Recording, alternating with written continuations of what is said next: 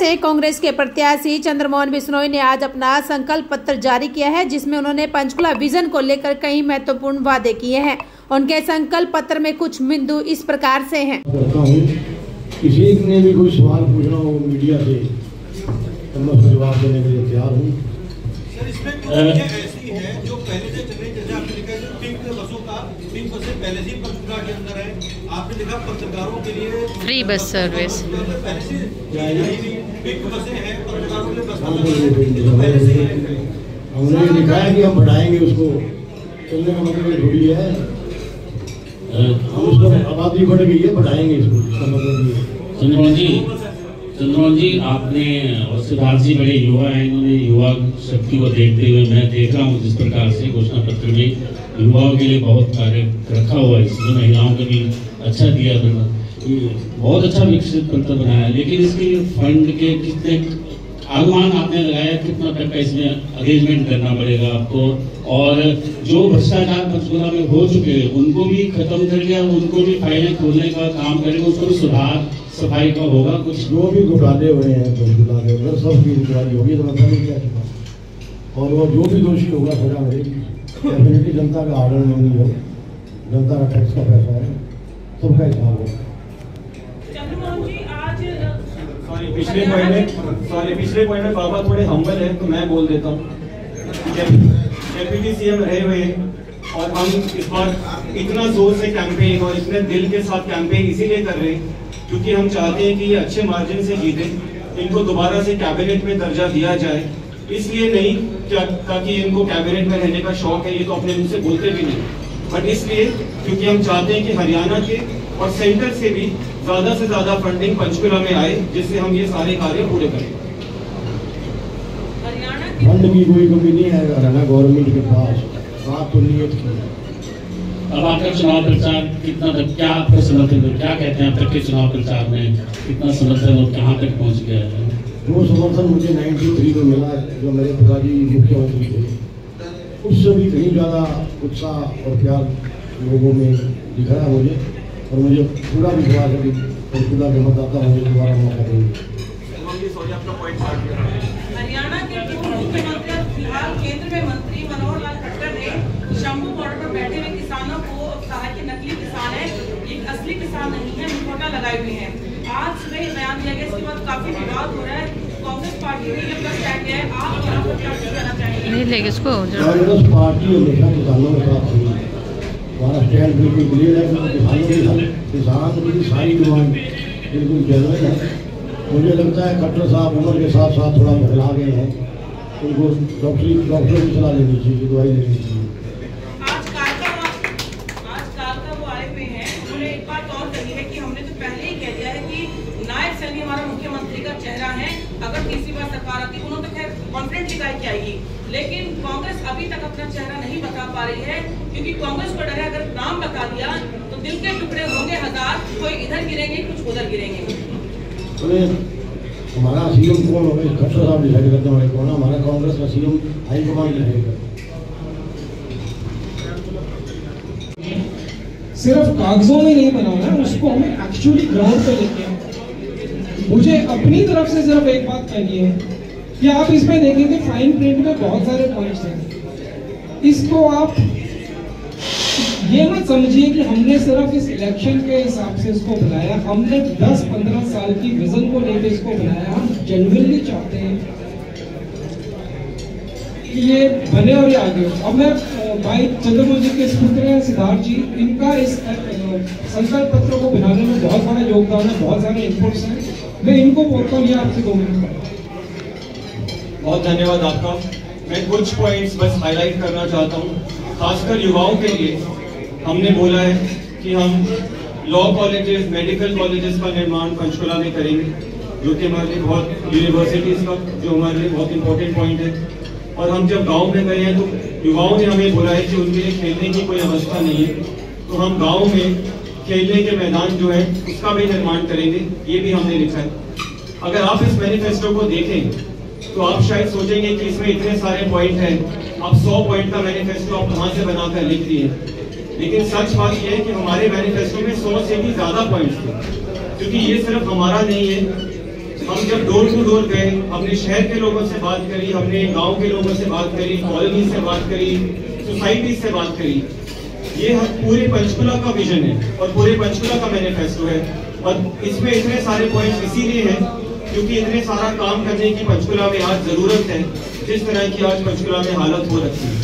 और एक चीज जो भट्ट साहब ने आपको बोला, मैं दोबारा से हाईलाइट करूंगा।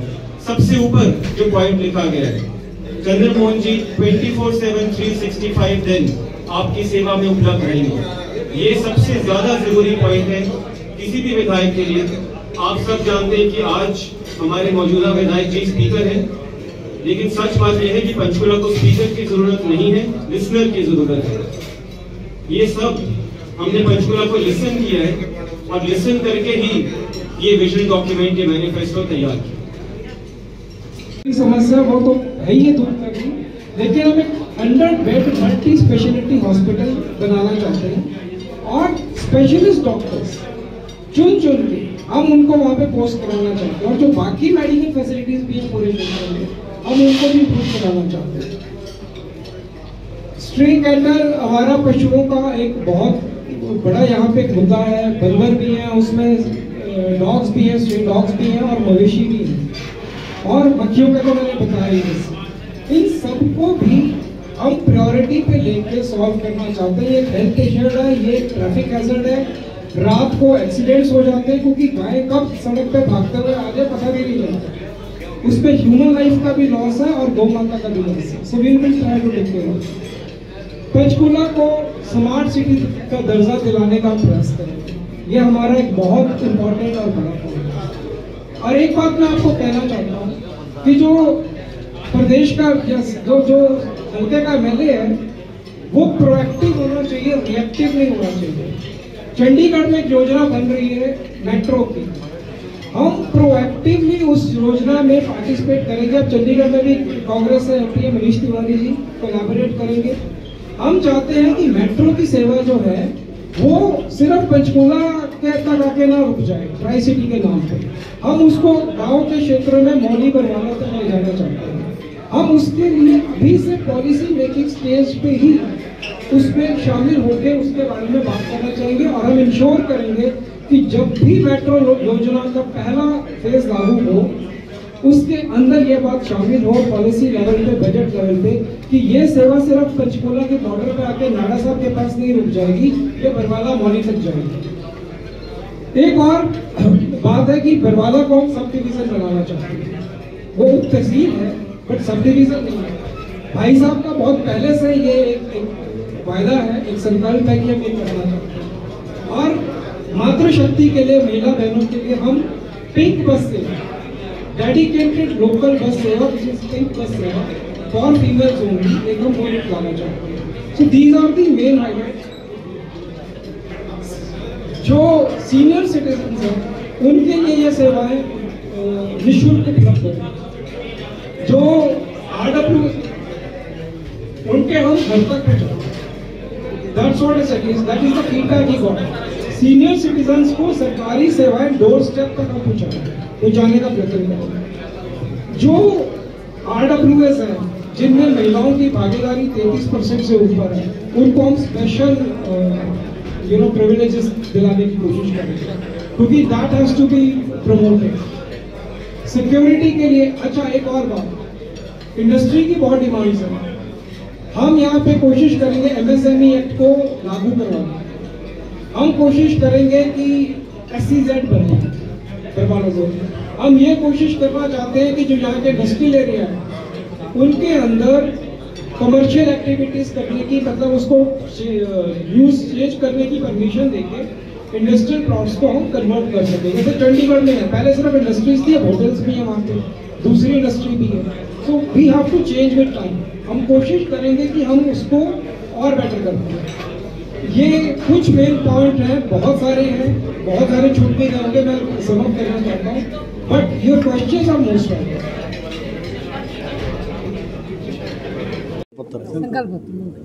क्या क्या इसमें मुख्य बिंदु रहे हैं? मैंने आपको बताया, हमने सभी वर्गों का ध्यान रखा है, महिलाओं का, नौजवान साथियों का, बुजुर्गों का, किसान, व्यापारी, मजदूर, कर्मचारी, सबके लिए हमने मेरा जो विजन है मैंने यहाँ पेश किया। 102 हमारे मुद्दे हैं और 7 मुद्दे वो हैं जो आदरणीय राहुल गांधी जी ने बोले। टोटल मिला के 109 मुद्दे। मुख्य जो मुद्दे हैं विशेषतर आपने बाकी वर्गों की बात की, महिलाओं के लिए भी कुछ आपने इस विशेष इसमें लिखा है? आप पढ़िए ना इसको पूरा, आधे से ज़्यादा पॉइंट तो महिलाओं के ये उसमें किन मुख्य बिंदुओं को जो है लोगों तक पहुँचाने की बात की?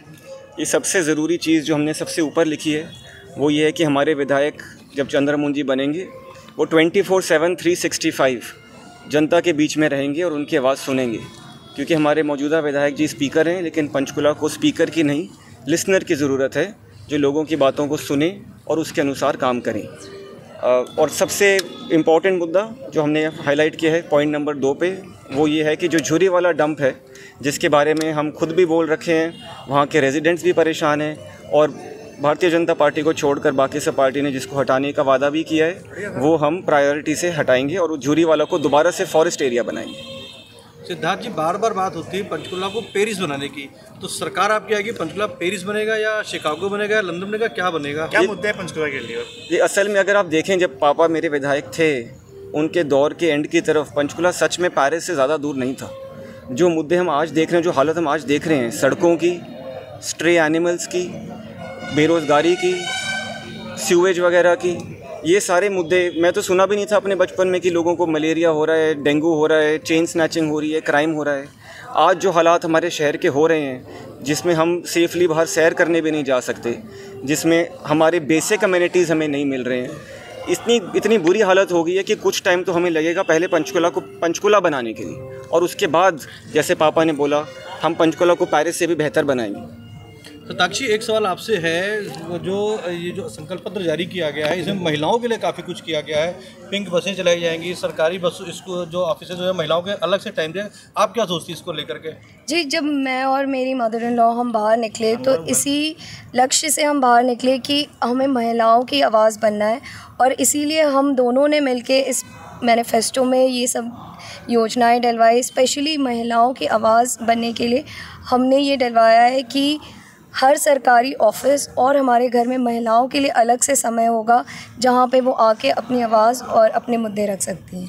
सिद्धार्थ जी, इसको पंचकुला में उद्योग प्लान कर रहे हैं पंजाब की तरफ इंडस्ट्रीज? जी बिल्कुल, हमारा अब आप इंडस्ट्रियल एरिया के हालात देख लीजिए। इंडस्ट्रियल एरिया पंचकुला में कितना पुराना है, कितने सालों से है, लेकिन मोहाली का इंडस्ट्रियल एरिया हमसे आगे क्यों है? पंचकुला में इतने इंडस्ट्रियलिस्ट रहते हैं, लेकिन वो अपने प्लांट्स बद्दी में क्यों लगा रहे हैं? क्योंकि बाकी शहरों में सरकार का सपोर्ट रहता है, बाकी शहरों में इंडस्ट्रियल एरिया की हालात भी ठीक रहते हैं। आज पंचकुला इंडस्ट्रियल एरिया में जो वो फ्लाईओवर बना है, उसकी वजह से आधा इंडस्ट्रियल एरिया तो फ्लडेड हो रखा है। सड़कों की हालत इतनी ख़राब है, व्यापारियों को, बिज़नेस ओनर्स को, इंडस्ट्रियलिस्ट को परेशान कर रखे हैं। और इंडस्ट्रियल एरिया की पॉलिसीज़ जो आज हैं वो बहुत रिस्ट्रिक्टिव हैं।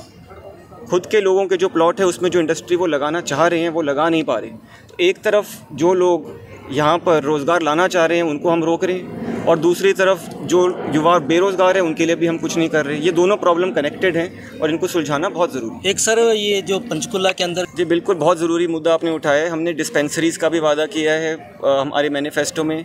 हमने बरवाला में बोला है कि हम 100 बेड का मल्टी स्पेशलिटी हॉस्पिटल बनाएंगे, और ख़ासकर जो हमारे बुज़ुर्ग हैं उनके लिए हम एट होम मेडिकल फैसिलिटी बनाएंगे। क्योंकि जब हम गाँव में जा रहे हैं, हम लोगों से यही सुन रहे हैं कि हमारे गाँव से हॉस्पिटल जाने तक में भी बहुत लोगों को तकलीफ़ आती है और बहुत लोगों की हालात उसी दौरान में ही ख़राब हो जाती है। एक पॉइंट है मनसा देवी मंदिर का, माता मनसा देवी मंदिर क्या है, होलिस्टिक मंदिर है, और उसके एरिया में काफ़ी सारी शराब की दुकान, मांस मदिरे की दुकानें भी हैं। इसके ऊपर जो मैनिफेस्टो आपका जारी है उसमें कुछ भी नहीं लिखा गया है। ये आपको अगर मैं सच बताऊं, जो हम लगभग 100 पॉइंट का मैनिफेस्टो बनाए हैं, ये 250 से ज़्यादा पॉइंट्स थे। उसमें एक पॉइंट ये भी था, और हमने बड़ी मुश्किल से उसको कंडेंस करके 100 में डाला है ताकि हम जो मेन पॉइंट्स है वो हाईलाइट कर सकें।